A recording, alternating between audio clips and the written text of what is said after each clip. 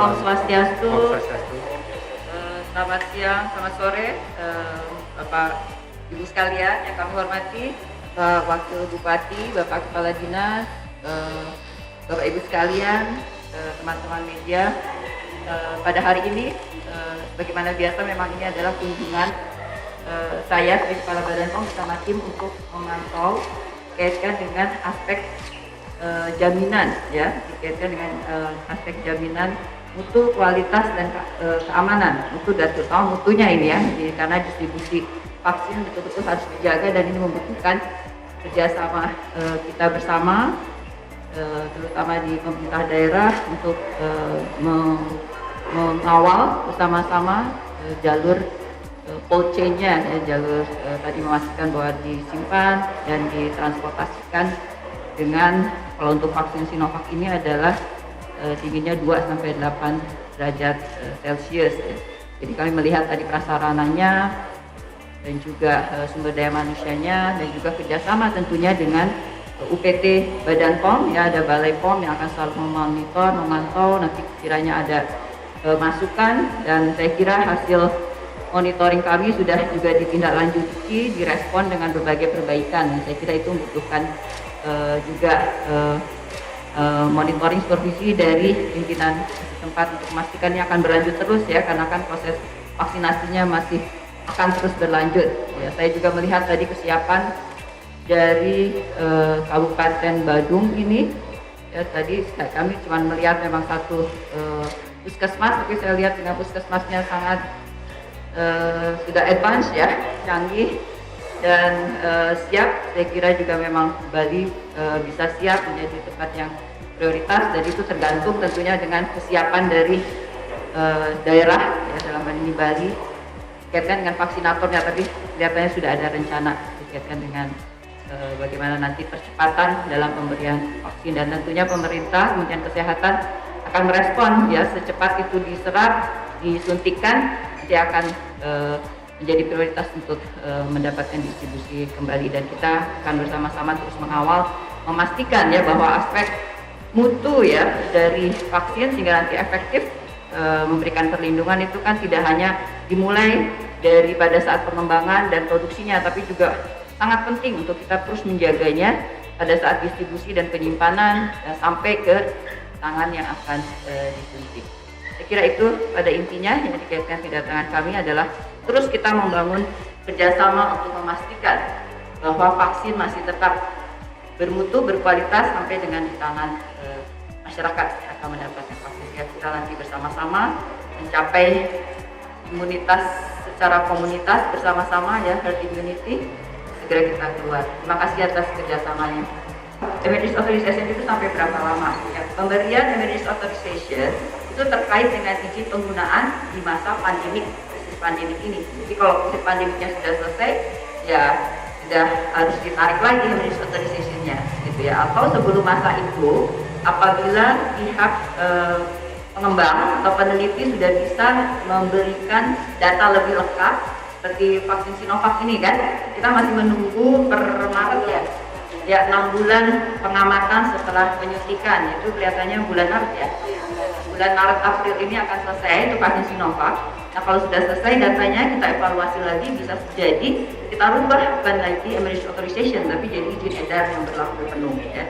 Namun yang namanya emergency authorization hanya diberikan selama kita masa pandemi, karena memang ini lagi emergency, ya. Kalau tidak emergency tidak mungkin kita bisa memberikan dalam waktu yang belum lengkap datanya, tapi ini kita cepat-cepatan kan, kita jadi benefitnya lebih besar, ya, untuk memberikan vaksin itu secepatnya, makanya emergency authorization, karena datanya sudah cukup untuk kita berikan. Nah, bagaimana dengan vaksin-vaksin lain? Tentunya Badan POM selalu mendukung dan kita bersama juga sangat mengharapkan, ya, kita bisa memproduksi vaksin sendiri, ya, dengan melakukan ini tadi pertanyaannya dikaitkan dengan uji klinik fase 3 yang di Bandung. Ada satu lagi yang sedang berjalan kayaknya kemarin, ya.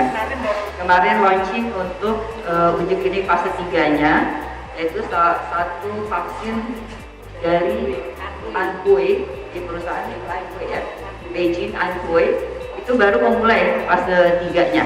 tentunya segala tata kelolanya ya sesuai dengan cara uji klinik yang baik, tahapan-tahapannya sama dengan yang dilakukan pada Sinovac ini fase ketiga ya. Jadi apapun juga jenis vaksinnya, tentunya tata cara untuk melakukan uji klinik itu harus sesuai dengan cara uji klinik yang baik, sehingga betul-betul nanti hasilnya adalah didapatkan produk atau hasil uji klinik yang memang menunjukkan bahwa vaksin tersebut aman, ya, bermutu dan memberikan khasiat. Kalau dari uji klinik itu adalah aspek keamanan dan khasiatnya. Tapi nanti juga kita lihat mutunya ya dari vaksin tersebut yang digunakan sebagai vaksin untuk uji klinik. Jadi 3 hal itu tidak bisa ditawar lagi ya untuk membuktikan bahwa vaksin itu sudah memberikan manfaat terutama khasiatnya. Pertama, kalau ada ditemukan vaksin yang rusak ya tentunya ini membutuhkan kerjasama kita juga ya, dari dinas, dari nanti para vaksinator ya yang akan menyuntikkan untuk betul-betul juga melihat ya, memonitor vaksinnya tersebut. Kalau ada yang ditemukan rusak tentunya akan diganti ya, sudah diinformasikan dan akan diganti oleh Kementerian Kesehatan melalui Bio Farma nanti yang mendistribusikannya. Dan pertanyaan kedua adalah Kenapa Bali? Kenapa Bali? Ya, tentunya satu, memastikan bahwa proses distribusi ya, dari perjalanan distribusi dari vaksin yang didistribusikan itu kita kawal betul, karena Bali adalah prioritas juga dikaitkan dengan tourism ya, internasional ya. Pariwisata internasional sangat penting ya, tentunya menjadi perhatian nasional juga bahwa ekonomi di Bali jalan ya, bahwa dengan demikian itu harus didukung dengan program vaksinasi yang berhasil, yang efektif ya. Program vaksinasi berhasil efektif kalau kualitas dan mutu dari vaksinnya itu terjaga betul selama masa distribusinya, selama rentang distribusinya sampai dengan di tangan masyarakat.